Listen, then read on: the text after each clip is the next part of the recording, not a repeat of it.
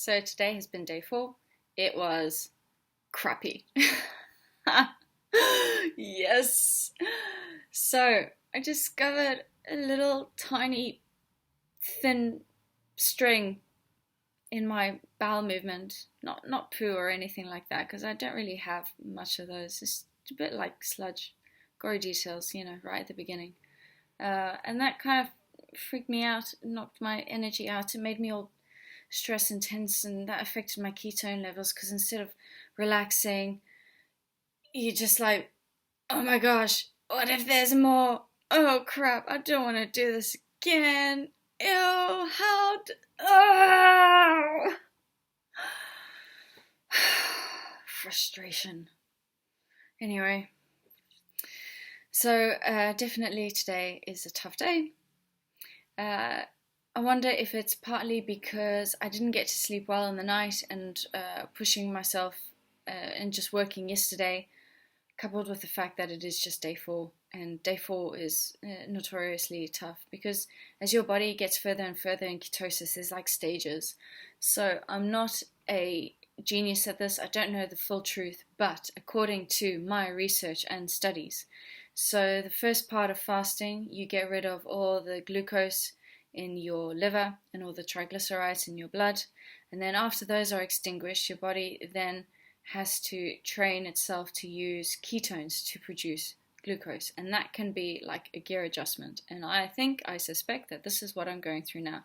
Also, on top of that, your body realizes that it's not getting any more protein, and so it kind of you kind of start slowing down a little bit because you're not feeding yourself to regrow any muscle or anything like that. So your body naturally wants to slow down a bit. And that's normal and to be expected. And then you get into a further state. Once your body gets used to producing glucose from ketones, that's when you feel like you really start flying, and that's when you feel like you start cruising again. Obviously you can't like go run a marathon or anything, but you feel like you have full of energy. Obviously in the mornings it's still a little bit tough because your body has to then produce all that energy as well, but it does get a lot easier after you hit this wall that I seem to be hitting now, which is to be expected. So in terms of stats, yesterday I burnt 2,275 calories according to my Fitbit. The lowest my heart rate went to in the night is 50, and I slept 6 hours and 36 minutes according to my Fitbit, and my resting heart rate has gone down to 57. In terms of glucose and ketones, this afternoon, shall I say, when I finally got ready just before my cycle ride, my glucose had risen to 3.6 and my ketones were at 2.5. Now that I've come back after cycling and chilling out and then having a freaking bowel movement and freaking out about a little piece of string which could be a worm, your head goes to the worst possible place. I mean, it might not be, but in my head I'm like, so after all of this and a little walk to try to unwind and de-stress the tension from my body, my glucose was at 4 and my ketones were at 2.4, giving me a glucose ketone index of 1.7. So I'm in a highly therapeutic state of ketosis, which is to be expected on day 4. And definitely lots of autophagy going on. What is autophagy, for those of you who don't know, is where your body uses old cells. It recycles them into new ones, but it also gets rid of a few. And this is why fasting is so good for you, because it is the best detox ever. And that's why I'm taking supplements as well, because the first time I did a long fast, like 15 days, I didn't take any supplements, and I think when I broke my fast, it was just like this really intense. I just craved so much food and nutrition. So this time, that's why I'm taking supplements, because I want to see if it actually boosts my energy levels, because it's helping my kidneys to detox, because I'm taking vitamins A and B and all that kind of stuff. And I've not had any MCT oil today. And I lie, I did. I had approximately a tablespoon of MCT oil, and I took supplements as well. This morning I had a little bit of red wine vinegar because I just craved the kick, Because it was sharp, I added some soy sauce. I didn't actually finish it. I diluted it in water and only ended up having a sip of or two. And then I've not drunk the rest. It's just sitting in the fridge. And I should probably try to maintain some salts. It's important I do. Yesterday I had 18 grams of soy sauce, which didn't even fill up my RDA of sodium. But it almost did. And perhaps that's why I'm not craving salt so much today. What else am I? So I went cycling today.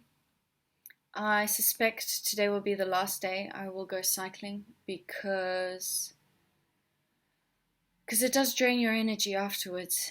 And I think the excitement of going to work and that commute, I wonder if it'll have the same effect on my body as cycling. That term in the sense of like, oh, I need energy.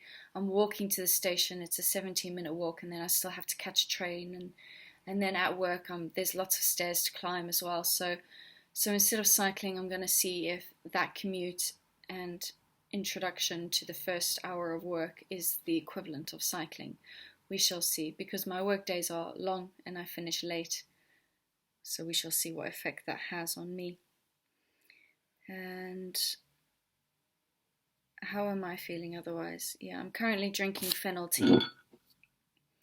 And I will see if I can finish my soy sauce. I'm going to be a bit forgiving to myself. Like, it's probably not a gross thing, but for some reason in my head I'm just grossed out. Maybe because I'm just a girl. But like, the thought of having a worm inside of you just totally messes me up mentally. I'm like, what the hell? Like, no, I do not want this at all. And yet, despite that, so many people have worms and they don't even realize this. So, to recover from the shock, the hardest part of it is like, it's okay if you poo it once and it's gone. But there's always that question of like, is there more? Are there more adult ones? Oh, flip, I shouldn't have said that. I've just freaked myself out even more. Okay. Damn. Oh, like, crap. It might not have been a worm. It probably was. Anyway, the other thing about autophagy is really healing for your body. I'm hoping to improve my eyesight. We'll see. I don't know if fasting long-term can improve your eyesight. For me, my eyes feel a lot rested. They feel better. But in terms of if they're actually improving, we'll see. Because they degraded in the last year from intense stress, which is why I'm fasting a lot. Because a lot of people went through a tough time in lockdown. I went through a really bad situation that I'm not going to share because the details are long and gory and worse than talking about a worm. That's how bad they are. But anyway, the other thing, autophagy is good for, as I said, healing inflammation. So not only clearing up my skin, which you can't see because I'm wearing lovely makeup, but also my hands. As you can tell, like, this hand looks a little bit reddish. So the inflammation is all gone. They used to be all swollen. That was when I did my last fast in my videos on this channel. Now I'm wondering if I can push it even further and get rid of this red color. And because they're a lot less dry. Like in the first fast I did, they were really dry all the time, and I had to keep doing like shea butter and like moisturizing with tea tree oil. This time they're a lot less dry. So there is a notable long-term improvement after my last fast. So with this fast, I'm going to see if I can even make even more long-term improvements.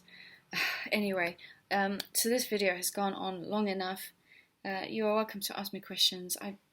I am not like a certified doctor or anything like that. I just have a lot of experience, personal experience, and I'm speaking from experience in these videos.